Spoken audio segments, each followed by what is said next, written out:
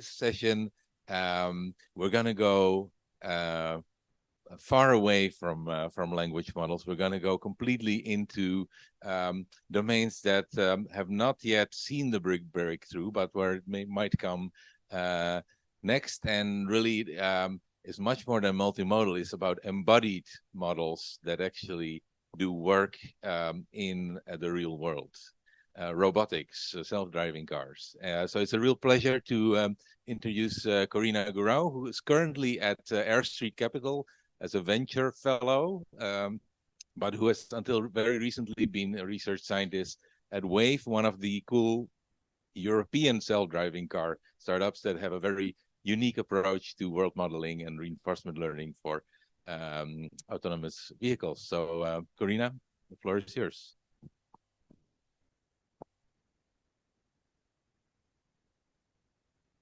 Thanks for the introduction. Yeah, so today I'll be talking about world models for autonomous driving. And as Jakub said, I'm currently at Airstreet, but previously I was an applied scientist at Wayve. I've joined Wayve when they were at seed stage, and I've stayed through their Series A and their Series B, and I worked on some really exciting research projects, one of which I'll be presenting today.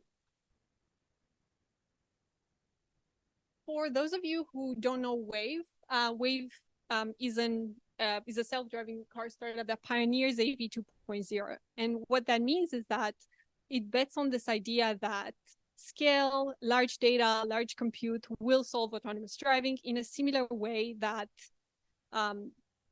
scale made breakthroughs in other domains. So at Wayve, typically we train end-to-end models that generalize to new cities and new driving styles. And they don't make use of HD maps, so no mapping technology, no LiDARs. They are vehicle and sensor agnostic, which means that these driving models are easy to integrate into diverse fleets of vehicles. These models also learn policies that align with human driving. So they are trained on large amounts of driving data, and also they can also learn from multimodal data. So actually Wayve did a demo yesterday that was really kind of proving this point of multimodality. As you can imagine, end-to-end driving in London is extremely challenging. There's lots of traffic, lots of pedestrians. Having an end-to-end model that can drive in such an environment is challenging. It needs to understand the structure of the world in order to plan and act in this kind of environment and do so safely. So not only it needs to understand the structure of the environment, but it needs to cope with the fact that it's highly dynamic. And this driving model would have to understand the depth, the 3D motion of other agents. It needs to understand the static scene, and all from a moving camera. And this model also has partial observability of the scene. So it needs to cope with the fact that a lot of other agents on the road could be occluded. And on top of everything, the world is highly unpredictable. So it needs to do so by modeling uncertainty and by being able to predict multimodal trajectories. So how do people do this task? And I think this is the first kind of neuroscience reference of the day. Humans learn what's called the world model, and an internal representation of the world. And some old papers say that we learn these tasks by interacting with the physical world. So a world model enables navigation, imagination, and prediction of the future. And this idea is a little bit old, but it has recently been made more popular because it was included in this framework for machine intelligence from Jan LeCun. And it's part of this more general architecture, together with perception and action. Predictive world modeling is a significant component of how we do things. And this also relies on the fact that we learn a lot of knowledge about the world just by passively observing it. In fact, this is something that we've also noticed when training end-to-end models, that a lot of the representational power of the model goes into perception, to understanding the scene, understanding the dynamics. And once you have a really good representation that contains all of that information, then planning is not as hard. And this is at a high level an architecture of how a predictive world model could look like. So this is just one variant that's particularly more focused on the geometry of the environment. We've played with lots of different variants of how a world model could look like. And this is just to give you one example. It takes as input a sequence of cameras that are mounted on the vehicle. Luckily, in autonomous driving, you don't need a very long temporal context, so the scene changes very fast. It's really important to have more than one view per timestamp. So take into account more cameras that cover a wider field of view on the vehicle. This is really important around intersections. It also takes as input actions, so what the car is currently doing. For the purpose of learning the world model, these actions can be ground truth, so they can be collected with the driving data set. But of course, in order to plan, these actions will also need to be learned. And other sources of information, such as like metadata, route conditioning. So what should the car do? Some sort of directions towards the goal. That's also an input. And as an output for the world model, we can have a sequence of future decoded images. Of course, RGB is incredibly hard. For the purpose of driving, sometimes semantic segmentation, so the images you see at the top, or depth.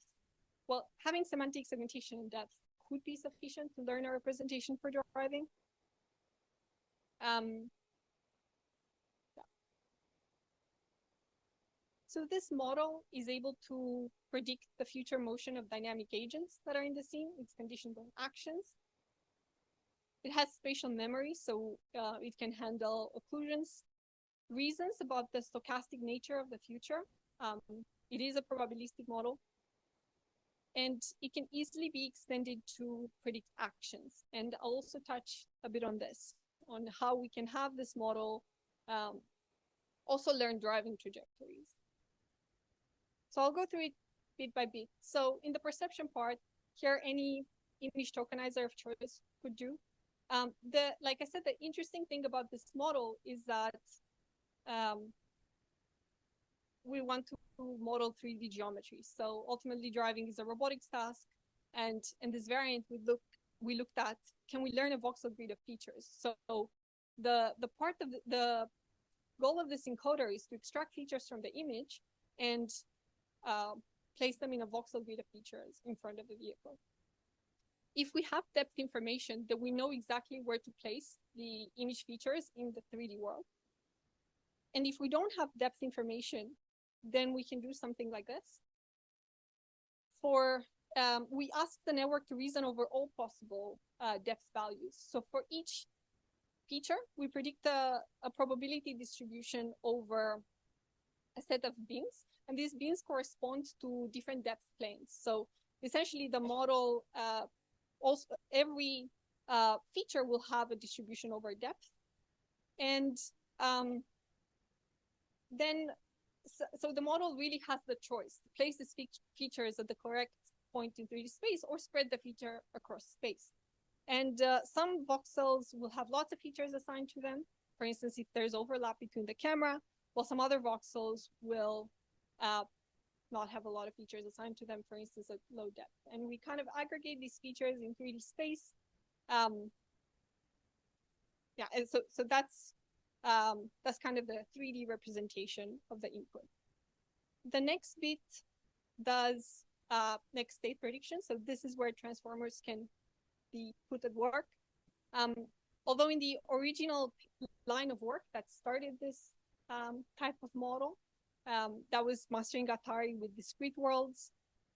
This used the GRU, and the follow-up papers that came out this year did the same. So here the idea is that we take an action in a current state and we predict the next state.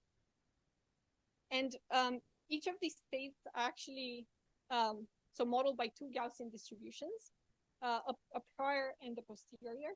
And the posterior distribution is what the model, what has actually happened in the scene. So this is a distribution that has access to the input observation, it has access to the images, while the prior doesn't. The prior is trying, this distribution is trying to match the posterior distribution during training. So the world model is actually trained using these two losses. One is the reconstruction loss that actually the reconstruction loss would try to put as much information as possible into the posterior distribution so that the reconstructions have a lot of detail. While the other loss, which is the KL divergence loss that matches this prior distribution, would try to make the posterior as simple as possible so that they're more easily matched. And during deployment of these world models, we don't have access to the input observations, so we so the prior would be used at deployment to sample a state. So this model is trained in this particular case with labels of semantic segmentation. So this 3D state is decoded to 2D images. And the interesting bit here is that the state is decoded to images for any camera pose. So you can see one forward-facing camera, you can see one bird's eye view representation. And in order to go from a 3D volume to a 2D image, this uses volume rendering, for those of you who are familiar with. And predicting two camera views encourages the model to place the features at the correct depth location in the 3D space. This is really interesting because it means that the model learns internally to model depth, and it learns some sort of latent depth, which is really useful for interpretability. So one of the criticisms of these models is that they're black boxes, not interpretable. But if you can have a layer like this that you can peek into and understand what the model is doing, for instance, 3D geometry, then it should help with interpretability. So here, you can also add additional outputs to this model. For instance, actions. So direct actions, speed and steering, trajectories, or even rewards, for instance, for doing model-based reinforcement learning. The tricky bit with adding additional actions is that this problem now becomes multitask learning, where you want to do two tasks that are fundamentally different. So you want to do perception, modeling the scene and the dynamics, but you also want to do control. So it becomes a little trickier. So I'll describe an experimental setup. So we've tried to look at world models in a few different domains. For instance, London driving data, this is extremely challenging because then it has to be done in pixel space. A simulator, for instance, the Wayve simulator. And I think this really enables playing with things like geometry and semantics, because then you can supervise these representations. And this would not be possible on real world data because it would be hard to acquire the same amount. Even if you would have labels, for instance, certain representations like bird's eye view, it's really hard to get labels for. You would need cuboids for dynamic objects. So in terms of semantics and geometry, I think playing a simulation with these representations is really helpful. Of course, training on real world data would enable scale. So it's that's a different challenge.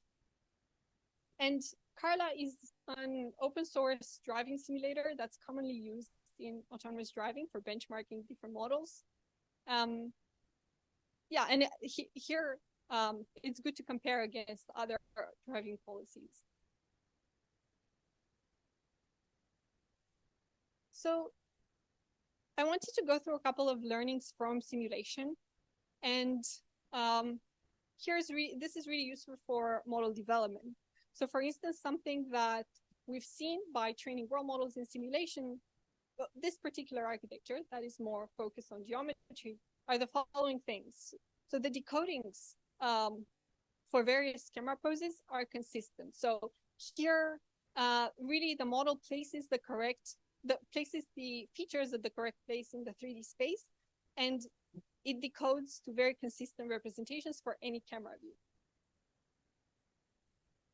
So even if you don't train with a particular camera view, then because the features are in the correct space, it would decode properly to that particular pose. So that was, yeah, one interesting thing.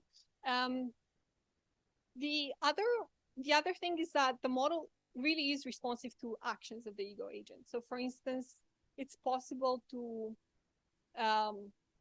slow down or speed up or change the steering for this action. So it really responds well to these conditioning variables. So again, this is the action that we feed into the world model that can be, tweaked. Of course, some actions wouldn't work. So non-expert actions would put the model out of distribution. And what happens there is that, well, the model doesn't really know, like non-expert actions won't really get a good response.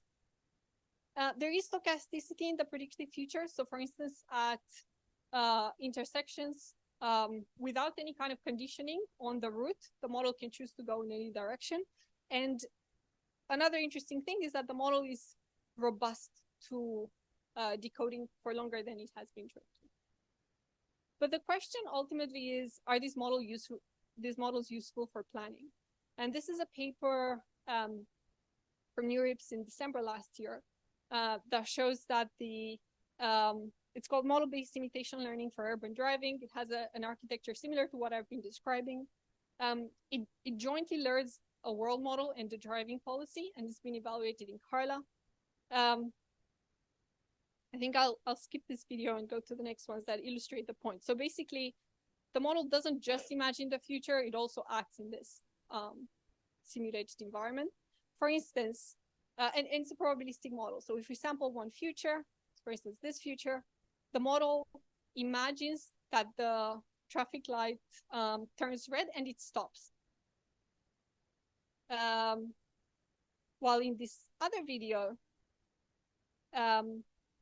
so what you have to look at is on the right, not the RGB. So the RGB is what's as input to the model, and the predicted is on the very right.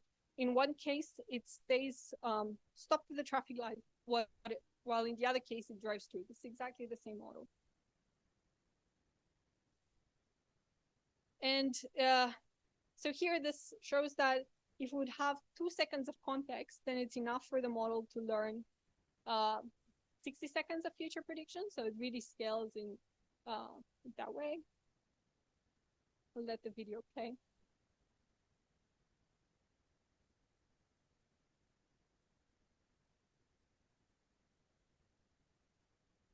And quantitatively, it also improves versus other models. This is a little bit out of date, but in the Carla evaluation on an unseen town, unseen weather condition tested on 10 routes, it had a 35% improvement in driving score. So these are some metrics that people typically look at. So driving score, route infractions, they are a little bit, they're hard metrics. So for instance, it means that the vehicle didn't collide with anything, but there's also softer metrics that take into account how well you drive. So for instance, whether you drive at the reasonable speed, so not too slow, not too fast, not deviating too much from the center of the lane, like reward. And it also did well on that. And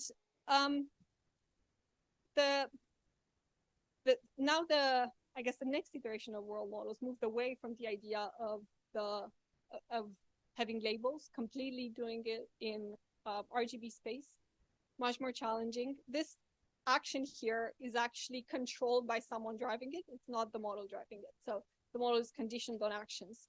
So what the video shows is that it actually knows a little bit more than, it doesn't only know the world seen through expert actions. It can deviate and still understand the world, like it understands the sidewalks and everything else that's going on. And yeah, Wayve will put out more details about this soon. And thank you very much for listening.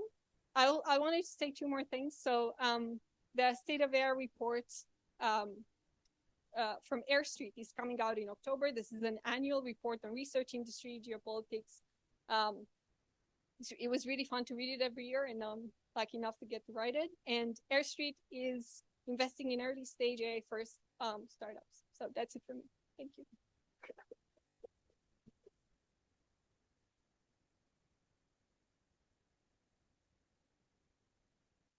Thank you.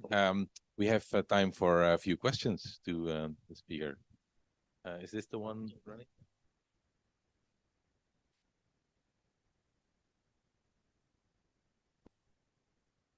Hi, thanks a lot for the great talk. I was kind of curious, you touched on a little bit, I mean, there was this world model part of the talk, and then there was also just a little bit on the idea of connecting this control as well. I think at some point in the presentation, you talked a little bit about like one way to do this is by making it into a messy multitask problem. But I was kind of curious whether you had any thoughts on that, as how to use the world model, or like, or whether Wayve has any thoughts on that. Yeah, thanks for the question. So I think I wasn't very clear on that part. So there's different ways to use the world model for planning, and the one from this paper and the one that I referred to is just using behavior cloning on lots of data. Of course, there are more interesting ways to use the world model for planning, and that would be, for instance, by having these states from the world model be assigned some rewards and being able to do reinforcement learning. Now, the challenge with that is that getting rewards in the real world, of course, it can be done in Carla, but in the real world is typically challenging. It is still possible through the world model by knowing, okay, the state is very similar to a state visited by an expert. Maybe that can be a source, but there's also other ways of doing it. For instance, coming up with different cost functions. So yeah, I believe there's better ways to use the world models for planning.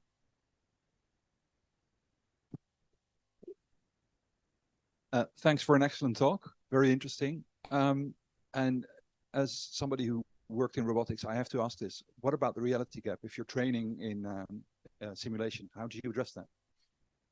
Yeah, actually, sim-to-real is incredibly difficult. And some would say that maybe is even harder to solve than self-driving itself. So there's different camps on that. The video that I showed previously is moving away from a world model that's trained in simulation to a world model that's much, much harder to train on real world data directly on RGB values is the way to go. So maybe trying to train just on real world data and using simulation to experiment with your model. So for model development is great because you can get very quick feedback. So maybe that's the way to go. But there's the other camp that claims that actually the sim-to-real gap will be mitigated at some point. So I guess we'll see how it plays out. Yeah.